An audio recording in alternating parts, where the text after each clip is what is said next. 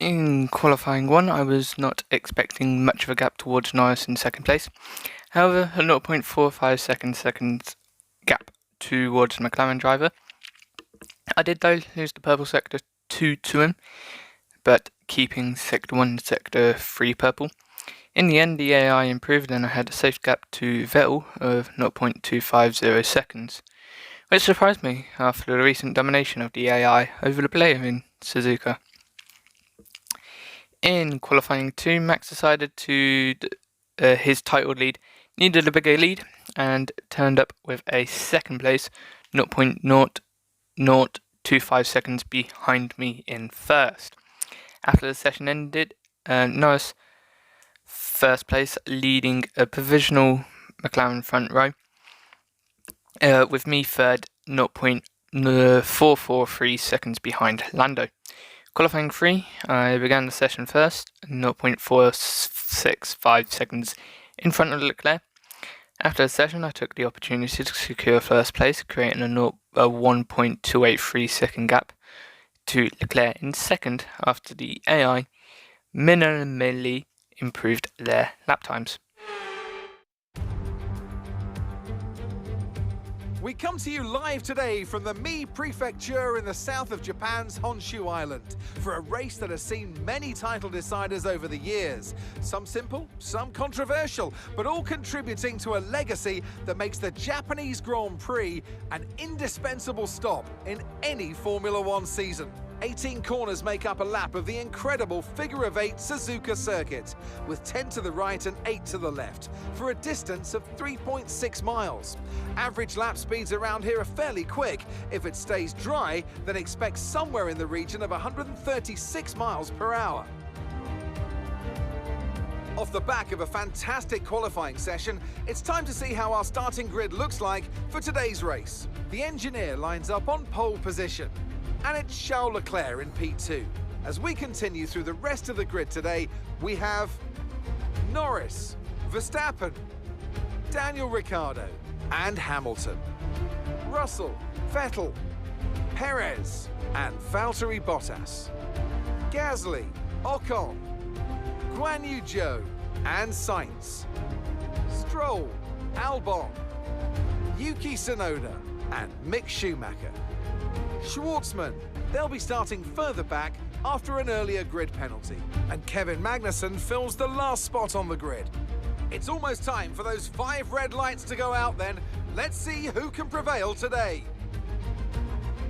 Anthony Davidson is alongside me, as usual, for today's race. Now, let's talk about Charles Leclerc. That was a great win in the last race, but can they keep that momentum going into this weekend? There are never any guarantees in this business, but certainly the performance last time out would have boosted their confidence coming into this one. Right, the editing for this will be a little bit choppy. 5 red lights are on, and it's lights out and away we go for the Japanese Grand Prix. It looks like Charles Leclerc gets a great start and is already leading in towards turn 1 as Lando Norris goes side by side with Bobbi Winter into turn 1. Max Verstappen alongside Daniel Ricciardo, the McLaren teammate, as Verstappen looks to try and take third place off of Winter, but Winter maintains the lead as George Russell and Hamilton battling out for 7th place, just behind Sergio Perez in 6th. Sebastian Vettel and Zhou Guanyu round up the top 10 after Sector 1. Looking at the front of the grid then for the beginning of Sector 2, Winter is really close to Lando, and maybe he can try and move into the hairpin. Down in we go towards this hairpin. Is he going to try and make a move? It's not the best camera angle for it. No, not quite. Settled back behind him for now. We know that the hairpin is a good place to make a move, and we can see that with Zhou Guanyu making up to 8th place, overtaking George Russell and Sebastian Vettel in one foul swoop. The rest of the grid is the rest of the standings as follows: Pierre Gasly and Esteban Ocon, the 2 Frenchmen, 11th and 12th, Valtteri Bottas in 13th, Carlos Sainz and Yuki Tsunoda 14th and 15th. Lance Stroll and Albon, the 2 Aston Martin teammates, 16th and 17th, with Schwartzman 18th and the 2 Haas teammates 19th and 20th. Magnussen leading Schumacher as down the inside into the final chain goes Winter as Lando knocks up Winter goes off the circuit, and is that going to be a penalty for him as he overtakes Lando Norris? It might not be, because Lando locked up as we get an instant replay down into the corner. Brakes, there goes Winter. He locks up, but Winter goes up. Oh, that's going to be a tricky one. If Lando didn't lock up, that would have been a slam dunk penalty for Winter, but he'll have to check in with the FIA as he looks to the outside, goes to the inside, brakes, locks up a little bit like Lando, but he goes, as he's on the inside, he's fully locked up and gets ahead. Might be a little bit dodgy from from Winter there, as we head on towards the DRS laps. Lap 5 we are. Winter looks to chase down Charles Leclerc. Yeah, this is what I mean. I kind of didn't know some of the stuff that I should have known. So, yeah. Yep, this is me realising that I need to show you something on lap 4. So here we are then, lap 4, Max Verstappen maintaining P4 at the moment, still trying to get Lando Norris, although he has fallen outside the DRS window. Lewis Hamilton, another driver to drop outside of DRS of the car in front, with George Russell all the way then down in 12th place. As we look to the front too, Bobbi Winter looks to go around the outside of Charles Leclerc into the Casio triangle. He's ahead, going into the corner, not quite making it. He's staying on the circuit this time, but it does mean that he has to give up the position and then not get the move on Charles for P1. Lap 5, and as you can see, I corner cut somewhere. So we're just going to go find out what that is. This would have been much longer if it weren't all chopped up. So be thankful, because originally I decided to have all the highlights with replays and a little bit more. There we go, first warning of the race. Pardon me. Yeah, this race would have been about 50 minutes long if I didn't edit it. So, and if it does look a little bit choppy in some places, it's because I couldn't be bothered to pinpoint every single part at which I should be editing. Anywho, end of lap 5 now. Is Winter going to try and make another move? This time he's going to go around the outside. Is that going to work for him? Yeah, not quite. He's still forced off to the end of the circuit. I should have said that on lap 4. He's already tried around the outside, but it still hasn't worked for him. As we head on to lap 6 in this 53 lap race around Suzuka. Lap 7. Oh, really? Just drive and go forwards, please. No, stop flicking. Anyway, lap 7 towards turn 1.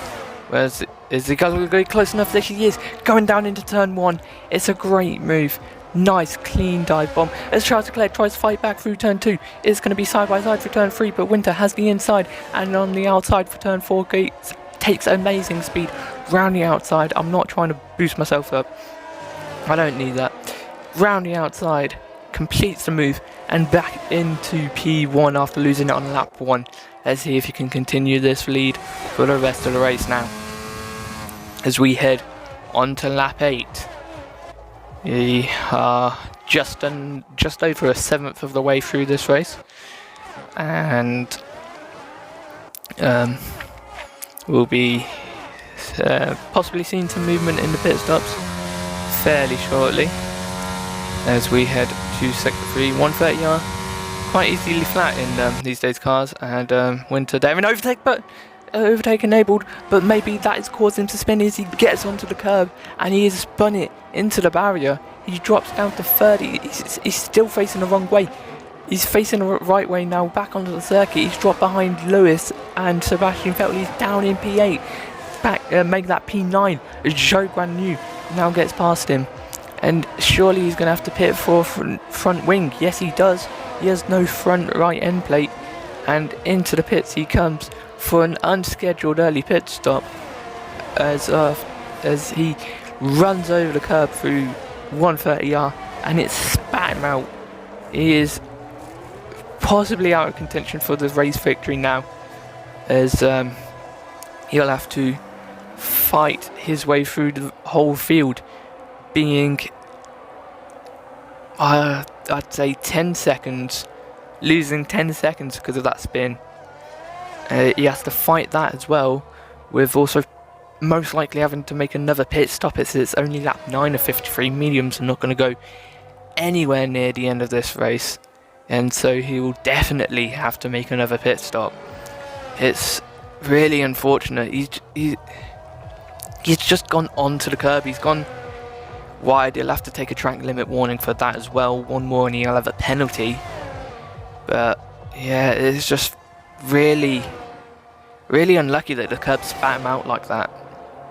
Normally you'd just go over the curb and you'd be fine, but no, he just dipped over the white shark fins and car didn't like it. Lap 15. He is now ahead of Carlos Sainz, Tsunoda and Schwartzman after they pit. Lap 16. At 15 he overtook Stroll as well in the pits as Pierre Gasly comes out the pits and he's going to go round the outside of him. Turn 2 on the cold hard tyres for the Pierre Gasly as Winter in his Williams on the mediums sails right round the outside of turn 2 and gets Pierre Gasly for P15 in this race. 8 seconds then to Alexander Albon, but Albon is yet to pit and will surely pit within the next couple of laps. Lap 16, that is true, along with Magnussen. Esteban Ocon and Zhou Guanyu pitting on lap 16, with Schumacher pitting on lap 17 to put Winter up into 10th place. Valtteri Bottas, the only driver yet to pit, and that will put Winter back in the position he was before his mistake. Yeah, after his mistake, but before his pit stop. And there we go. Lap 21, he is now ahead of Valtteri Bottas as he pits, as he goes round the outside of turn 1. Oh my god, he's made a move round the outside of turn 1 on Lewis Hamilton as George Russell pits as well. And in this short space of one straight puts Bobbi from P9 to P7. Now we can go chase down Sebastian Vettel, who he is fighting in the Drivers' Championship for 3rd place at the moment. And so we'd dearly love to get ahead of him and get some more points. Lap 22, edging towards the halfway stage in this race. And yeah, getting ever closer to the inevitable second pit stop that Winter will have to make as we rewind to lap 23, 130R, trying round the outside almost. Is he going to go onto the inside? The Casio Triangle looks at it, but not quite makes the move. Oh, why are we going back to lap 22? Skip to lap 24, even though I don't really want to. Oh my god.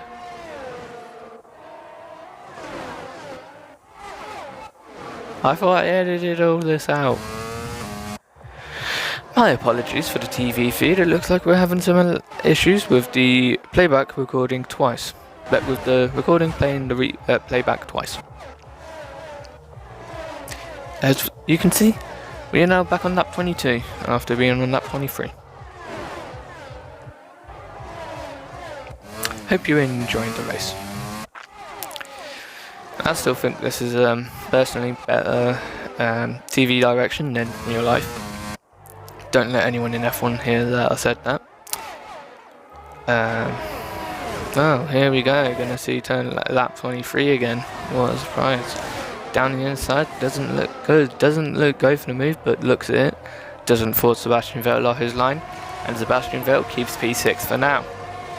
And maybe with the DRS of Sergio Perez, it is keeping him just ahead of Winter through the main straight, and so he can't make an outside overtake like he did on Lewis Hamilton, so he will have to try and make a move out of 130R or into the hairpin as he looks like he goes for it. Down the inside, he's on the curb.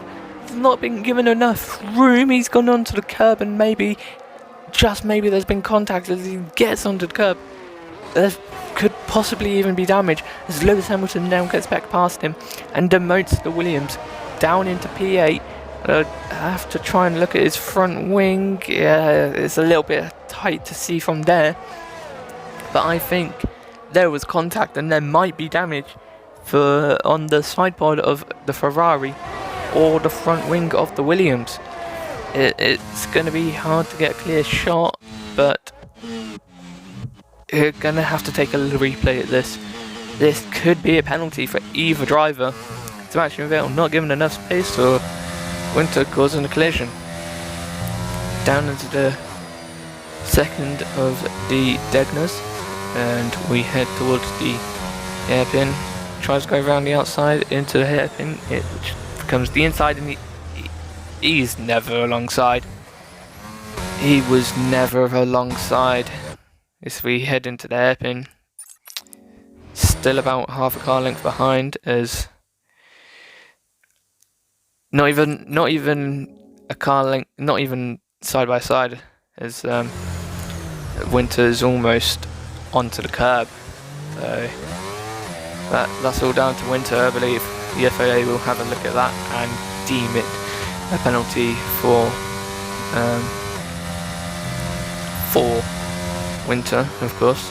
But yeah, it's just very, very ambitious. He is going to put him out of the race for sure now. It won't have affected his strategy too much, as it would have had it anyway, but the change of front wing is going to really affect him if he does have to change the front wing, which I do believe he will, as he's clearly got damage from that. There's no way he's escaped from that unscathed and only losing one position to Hamilton. As we take a look on board Vettel, you'll have to look at the bottom left mirror.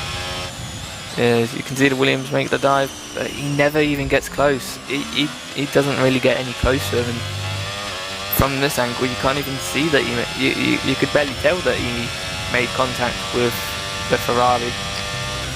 So the FIA will have to look at that, but I don't think that needs looking at any longer than a piece of rubbish in the bin, to be honest. Just need to acknowledge that it happened, report the file, and then give Winter the penalty. As we head on to lap 25 then, going around the outside of Lewis Hamilton, trying to get the move back on him to regain 7th place, but he goes a little bit wide through turn 2, and evidence of the front wing damage.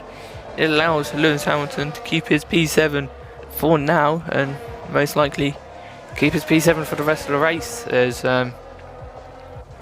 if he's got damage, Winter will have to pit immediately at the end of this lap, and he doesn't seem to be closing in through sector 1. He seems to be losing time and confirmation. Williams do bring in their lead driver for now, as of now. 1.2 entering 130R. It's only gained it's gained half a second through 130R. It's about usual, so not entirely sure whether he should pit. I think I can see the front wing damage. Yeah, there's a little bit at the front of the end plate, but for the second time in this race we'll have to change his front wing and go onto the medium tyres. Be interesting to see where this drops him out. At the moment he's dropped behind Gasly and Russell so far, make that Esteban knock on. Zerguan Yu and Valtteri Bottas as well. There comes the two Hasses. Schumacher and Magnussen get him as well. Next up is going to be Carlos Sainz, his teammate, who's down in 16th and puts himself up to 15th by overtaking Winter on the exit of pit lane, who now drops behind Tsunoda and into 17th place in this one. And with the strategy looking like a one-stop from the beginning of the race, it's going to be very hard to get much higher than where he already was, with the big gap between Gasly and Russell, and even the big gap between the drivers here is mediums quite quick, but they won't last very long, and the degradation will mean that he loses out in terms of pace from roughly lap 40, I'd have to say, as mediums have come off for every single driver, with every single driver coming onto the hard tyres. But even in this lap now, he's not even closing in on Tsunoda. Is that sign of things to come? Is there maybe an internal car damage that we can't see from the visible eye?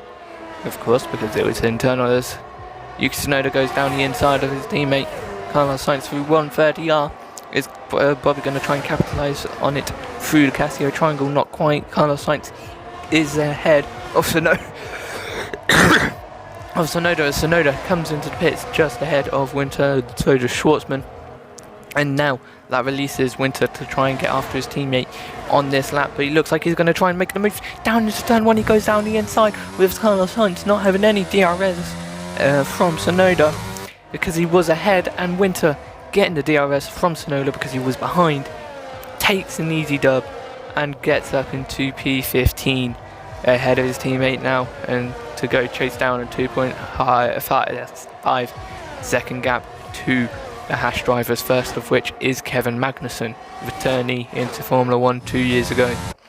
Even though this ain't Formula 1, this is technically Formula 6. Or Championship 59 if you want to call that.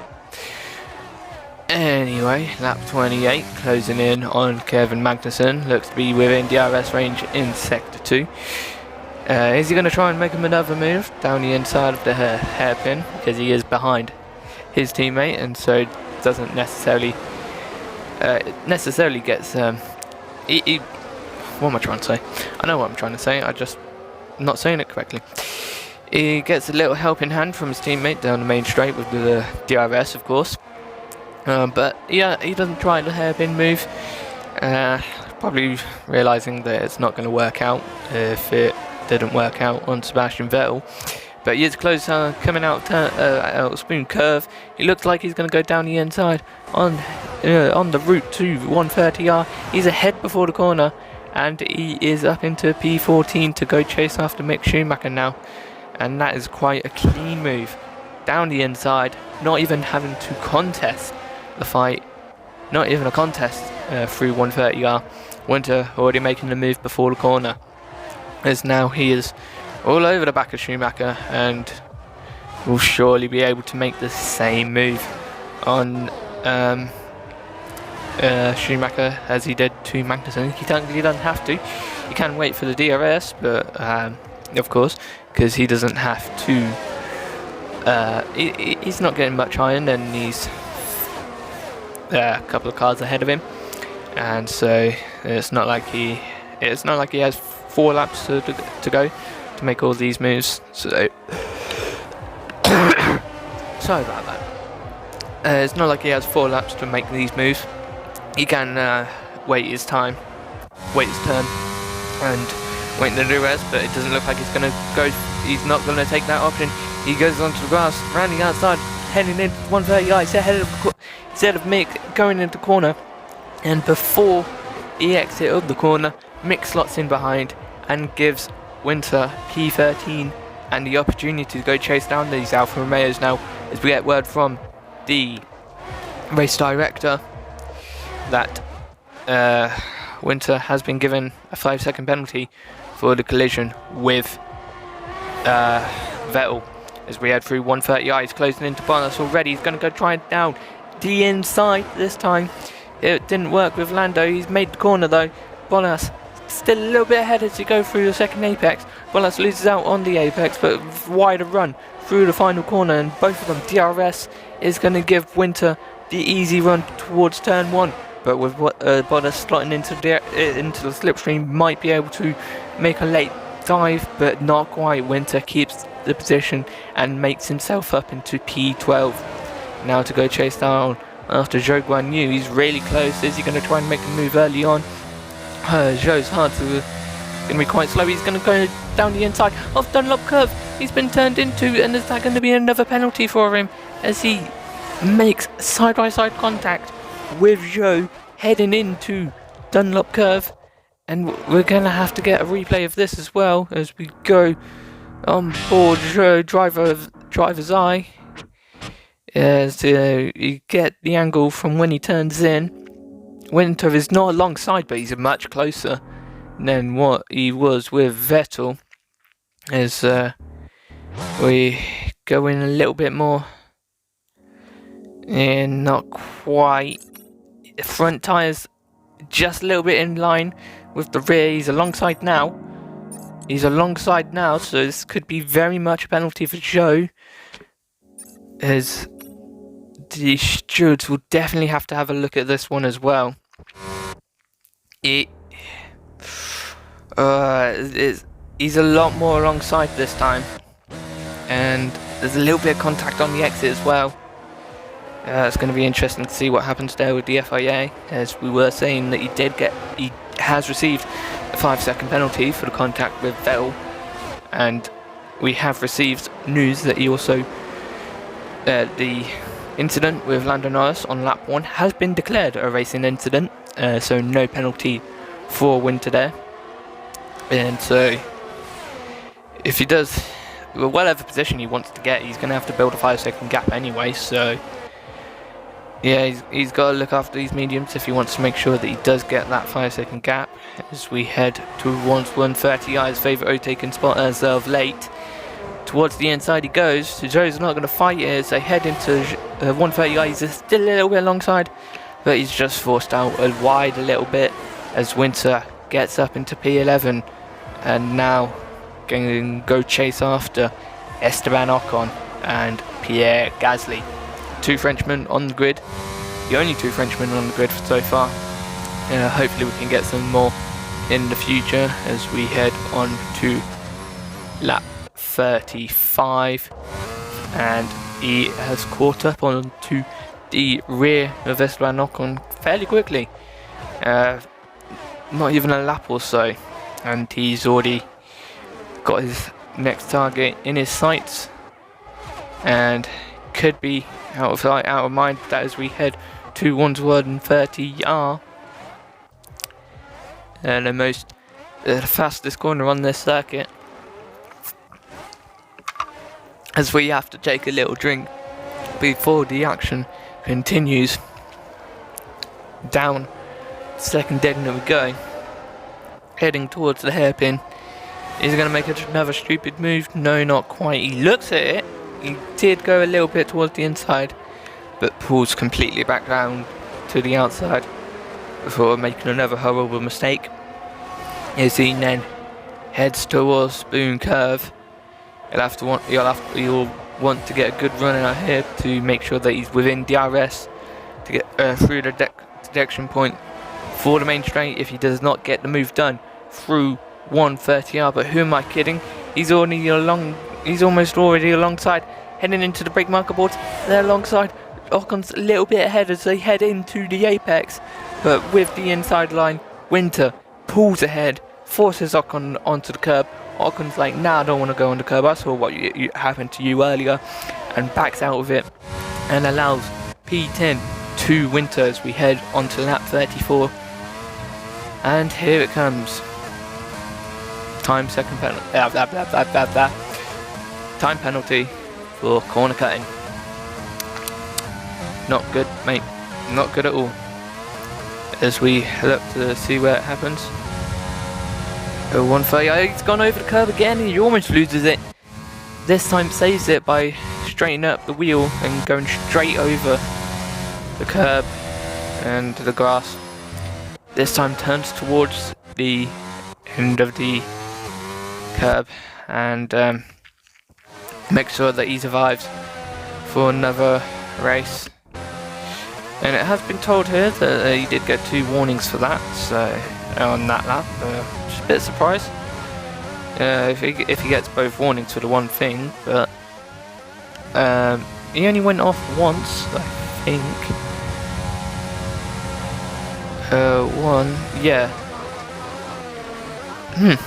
That's really odd. Anyway, lap 35 then, as he closes in on Pierre Gasly. Gasly does have a 17-second gap to George Russell ahead of him, as we head on to lap 37. So, want to cancel out in that gap, make sure that he has the 5-second penalty that looms over him. The FIA have made a decision with Zhou, and they believe that Zhou Guanyu was at fault and has been given a 5-second penalty for causing a collision. I guess with Dunlop curb, the apex a little bit further away, and Bobbi was a lot more alongside heading into the corner. So the FIA deeming that Vettel didn't need to give the space, but Zhou Guanyu did, as Pierre Gasly he'll want to make sure that he's given the space. He gives the space, and we'll hope that Bobbi gives him the space. But no, never mind. Bobbi hasn't been given a penalty for not giving space. He's been given a penalty for taking space that weren't even there. Like that, he dives down the inside of 130R, catches Pierre Gasly unawares, and is up into P9.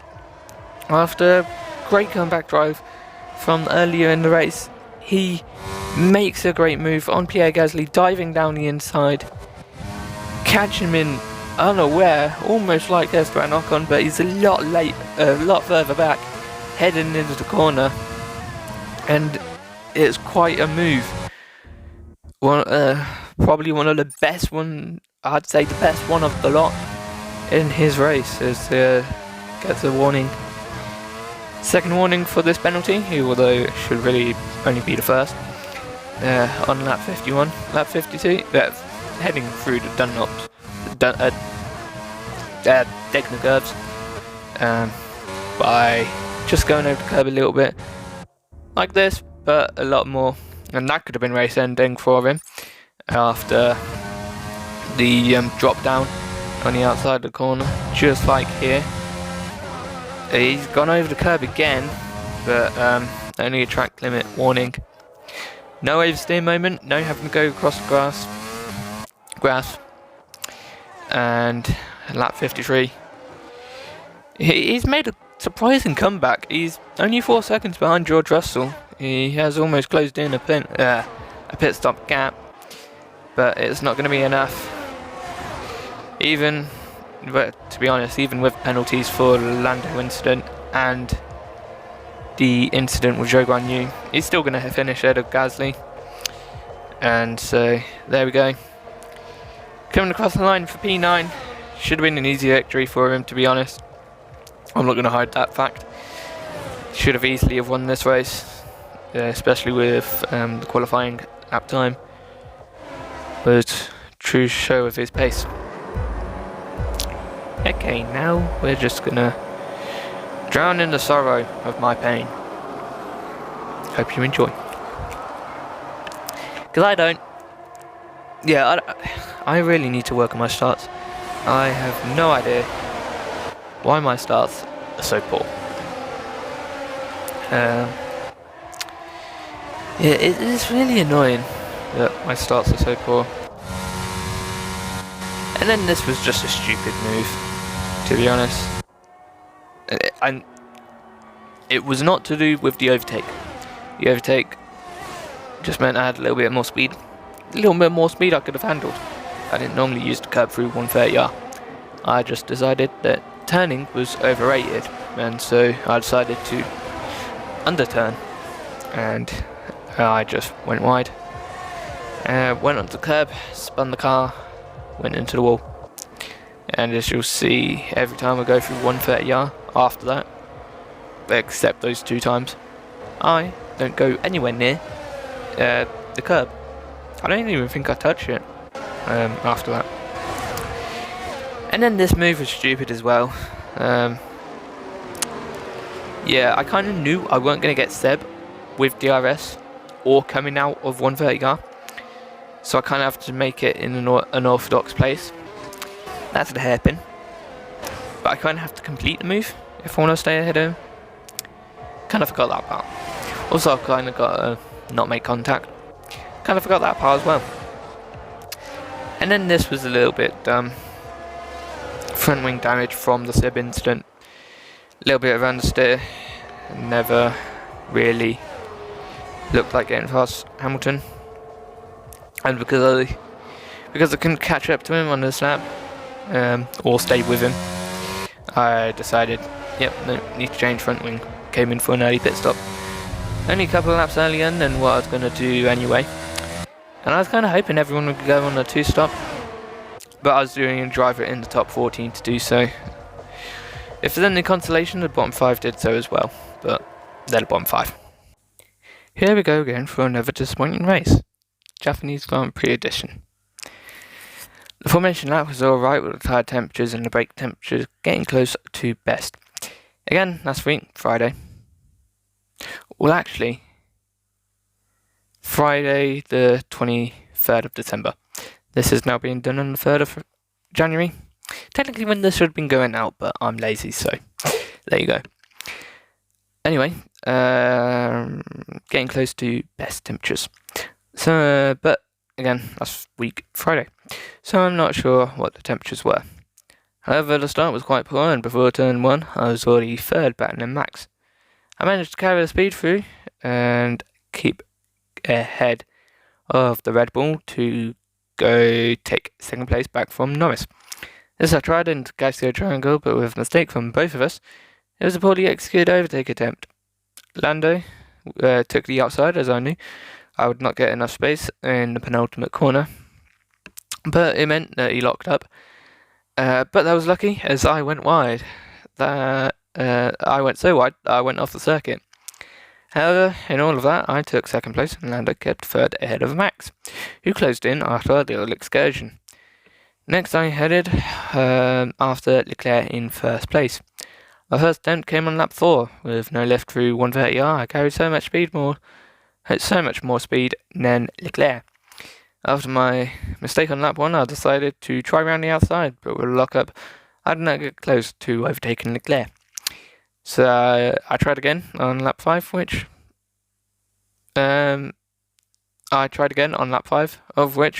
I tried round the outside again, but no success, as I had to settle for 2nd once again. Eventually I realised I could not get Leclerc before the final corner, so I backed off through the final sector. I took my opportunity towards turn 1, which I did, except into turn 2 I went wide, and through turn 3 and 4 I still had to secure my 1st place, which I did, and took P1 again after losing it before turn 1 lap 1. However, I lost it again on lap 8 when I went too wide through 130R and ran over the curb, and the car lost all stability and I spun. I applied full brake pressure to make sure I did not retire again, and this worked. An unfortunate contact with the wall, which took off my front wing.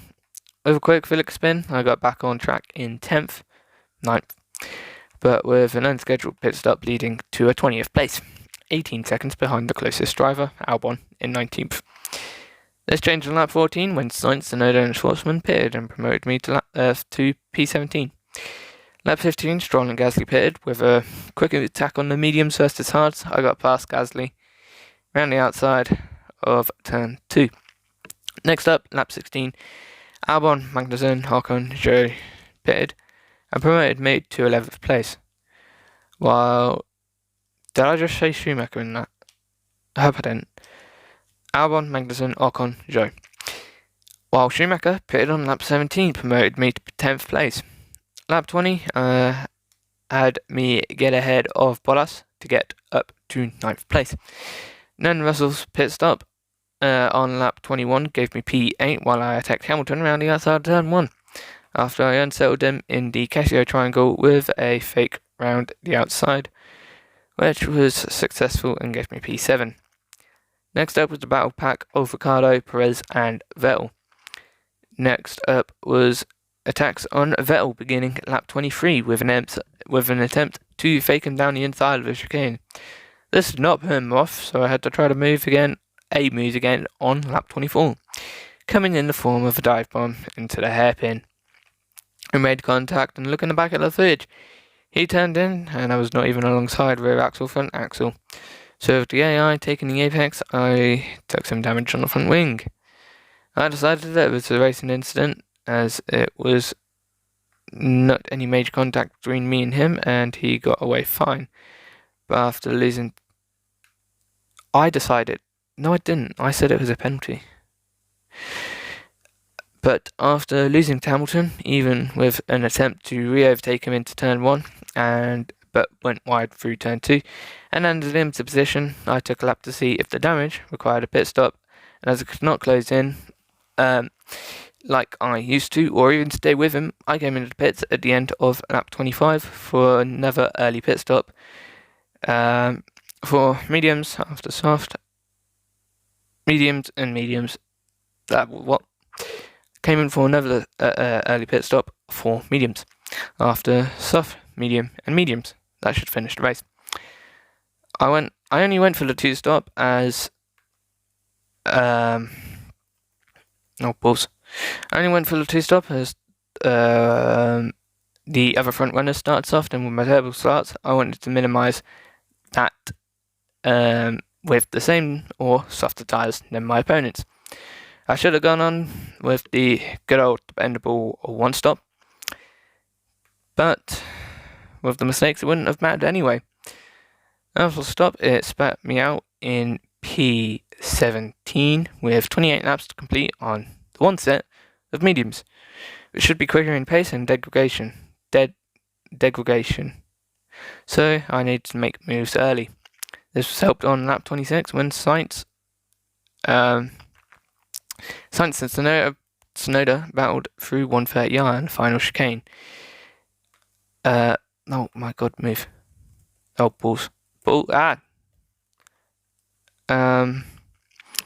Sainz winning out across the DRS detection point, and then Tsunoda pitted off his sauce for his 2 stop. I took 2 easy overtakes and 15th place with no DRS for Sainz. Easy flyby and fully ahead between turn 1 and turn 2 after getting alongside by the brake markers. Next on the list was the Haas teammates.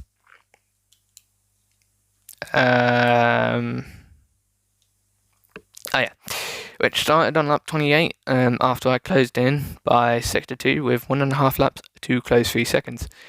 With my pace through 130R,